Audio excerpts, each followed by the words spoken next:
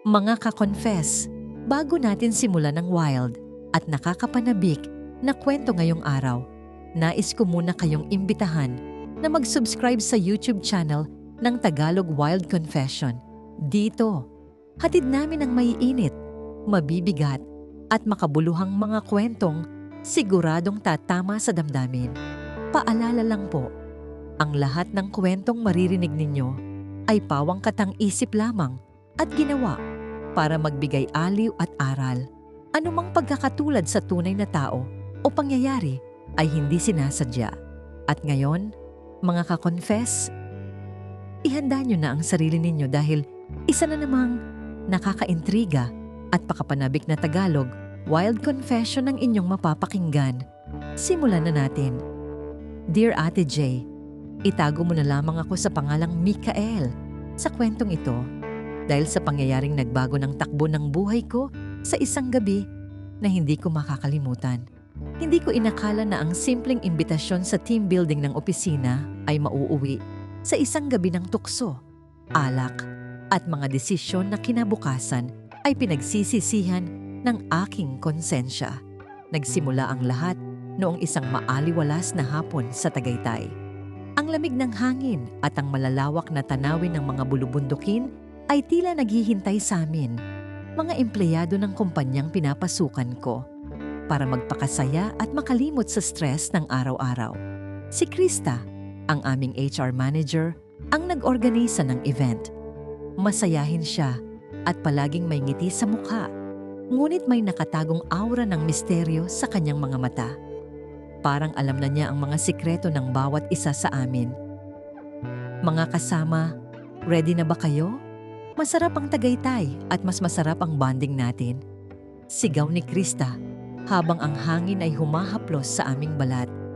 Ako, tahimik na nakangiti lang, hindi sanay sa ganitong klaseng outing. Palagi akong mas komportable sa opisina kaysa sa mga ganitong aktibidad. Pero dahil sa insistensya ng mga kaopisina, pumayag din akong sumama.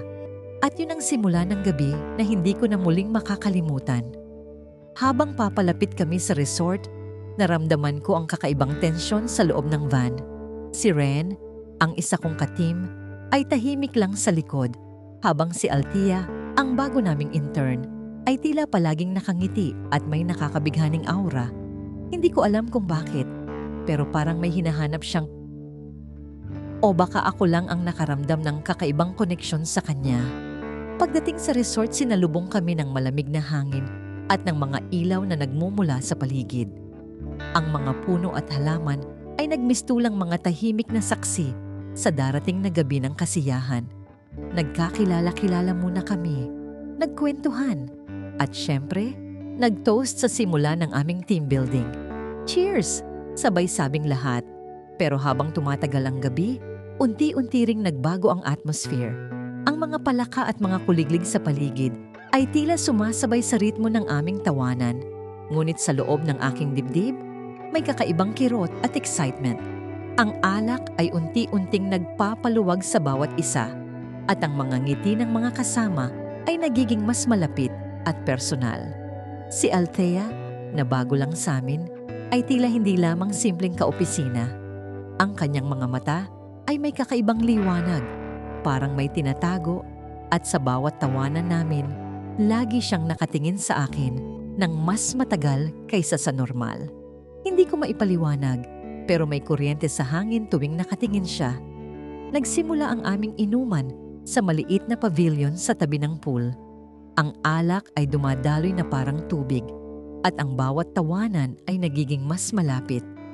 Unti-unti ring bumabalik ang mga nakatagong emosyon ko, ang mga pangarap, ang mga pagnanasa, at ang mga bagay na matagal ko nang pinipigilan sa sarili.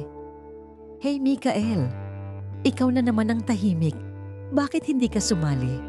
Tanong ni Althea habang inaabot sa akin ang isang baso ng alak. Okay lang. Medyo nahihiya lang ako. Sagot ko. Kahit sa sarili ko, alam kong hindi lang iyon ang dahilan. May tensyon sa pagitan namin na hindi ko pa rin maipaliwanag. Hindi ko alam, Ate J, na sa gabing iyon ay may mga mata rin sa paligid na nagmamasid sa amin. Mga mata na hindi mo agad mapapansin, Ngunit alam mong may nakikita silang hindi mo inaasahan. Paglipas ng ilang oras, mas lumalim ang init ng gabi at mas naging malaya ang bawat isa sa inuman. Ang mga tawanan at biruan ay unti-unting nagiging mas personal at ang mga lihim na nakatago sa bawat isa ay parang nagsisimulang lumabas. Si Krista, bilang HR manager, ay nag-setup ng ilang laro para sa team bonding. Ang ilan ay nakakatawa, ang ilan naman ay nakakahiya. Napansin ko na sa bawat laro, si Althea ay tila palaging nakatingin sa akin nang may kakaibang ngiti. May mga sandali na parang nakalimot siya sa mga kasama namin at nakatutok lang sa akin. Althea, ikaw na naman ang panalo. Sigaw ni Ren habang hinahabol sa isang laro. Ngunit sa halip na tumawa o magyabang, naglakad siya palapit sa akin at sinabing, "Mikael, tingnan mo to. Gusto ko ring itry." Hinawakan niya ang kamay ko para ipakita sa akin ang susunod na challenge. Sa simpleng kilos na yon, naramdaman ko ang init ng kanyang palad at tila isang hindi inaasahang kiliti ang dumaloy sa aking katawan. Hindi ko inaasahan na darating ang sandaling iyon. Pero sa isang iglap, parang lahat ng preno ng aking konsensya ay bumigay. Ang alak ay may epekto, ang kapaligiran ay kaakit-akit, at si Althea ay parang lumalapit sa bawat hangganan ng aking pagpapasya. Sa isang pagkakataon, naglakad kami sa gilid ng pool upang huminga ng sariwang hangin. Tahimik ang paligid, tanging ang halakhak ng iba sa malayo ang sumasabay sa malamyos na hangin. Mikael, alam mo ba na sa unang araw mo sa opisina, palagi akong nakatingin sa'yo? Tanong niya nang hindi nagbiro, pero may halong seryoso at pabirong tono. Napatingin ako sa kanya, nagulat sa bigat ng kanyang sinabi. Hindi ko alam kung matatawa o mahihilo sa dami ng emosyon na dumadaloy sa akin. Ha? Talaga? Ang nasabi ko lamang na halos hindi ako makapagsalita ng maayos.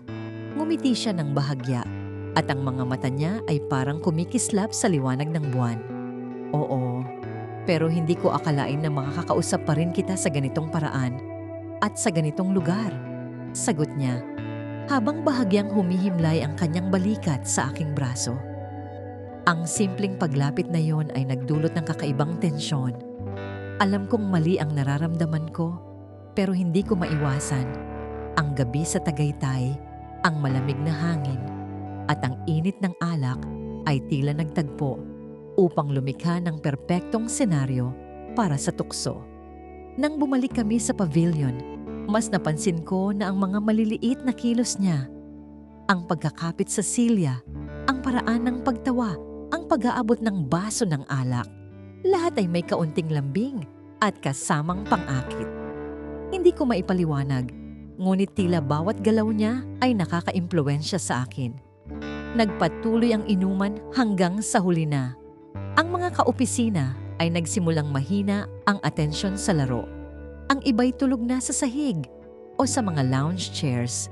Si Althea at ako, sa kabila ng ingay at tawanan sa paligid, ay nagpatuloy sa aming tahimik na pag-uusap. Parang mundo ay umiikot lamang sa amin.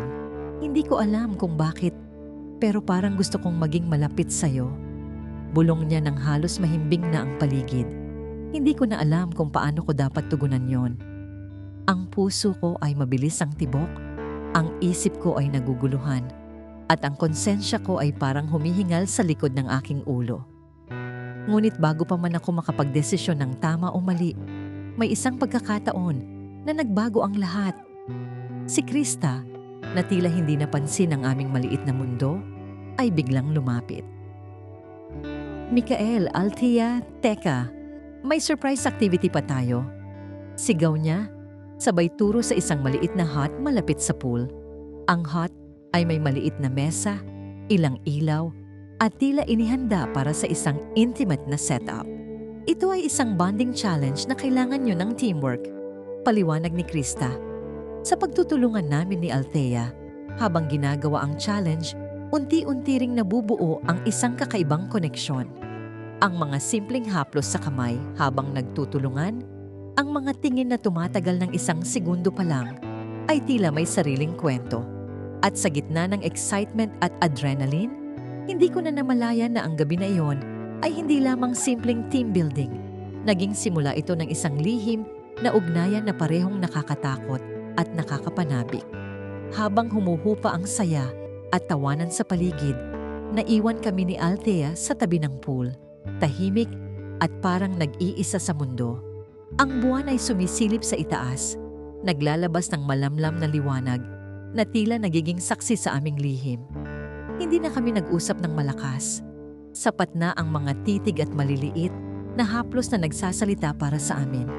Althea, hindi ko alam kung ano ang dapat kong gawin. Bulong ko sa kanya. Ramdam ang bigat ng konsensya sa dibdib ko. Ngumiti siya, ngunit may halong lungkot sa mga mata. Mikael, minsan may mga bagay na nangyayari kahit hindi natin plano. Ang importante, alam natin kung paano haharapin pagkatapos. Ang mga salita niya ay tumagos sa puso ko.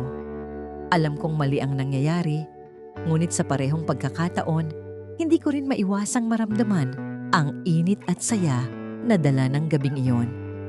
Naglakad kami papunta sa aming mga kwarto at sa bawat hakbang, ramdam ko ang tensyon at excitement. Hindi ko alam kung ano ang mangyayari kinabukasan, ngunit sa gabing iyon, isa lang ang malinaw. May lihim kaming dala na hindi pwedeng malaman ng iba. Kinabukasan, bumangon ako na may halo ng kaba at pag-aalala. Ang tanawin ng Tagaytay ay maganda pa rin, ngunit sa aking puso, may mabigat na pasanin. Nakita ko si Althea na tahimik, tila iniisip rin ang parehong bagay. Wala kaming sinabi sa isa't isa, ngunit alam naming pareho ang nararamdaman. Bago bumalik sa opisina, nagpaalam kami ng maayos. May kakaibang manangiti sa aming mga labi. Isang nangiti na may kasamang lihim. Ang gabi sa Tagaytay ay nagturo sa amin ng isang bagay. Minsan, ang mga desisyon ay nangyayari at ang mga sekreto ay naiwan para sa amin upang pawiin ang mga hangarin ng puso at kaluluwa. Mga ka-confess, yan ang kwento ni Mikael, isang simpleng team building sa Tagaytay ang nauwi sa isang gabi ng tukso, alak at isang lihim na ugnayan na parehong nakakapanabik at nakakalito. Mga ka-confess, at yan dyan na nagtatapos ang ating kwento. Maraming salamat sa pakikinig. Hanggang sa susunod natin na kwentong Tagalog Wild Confession. Huwag kalimutang mag-subscribe dito sa YouTube channel ng Tagalog Wild Confession at i-follow na rin ang aming Facebook page na Tagalog Wild Confession. Patuloy tayong maghatid ng maiinit, mabibigat at makabuluhang kwento na tatama sa damdamin. Maraming salamat ulit, mga ka-confess, at magkita-kita tayo sa susunod na Wild Confession.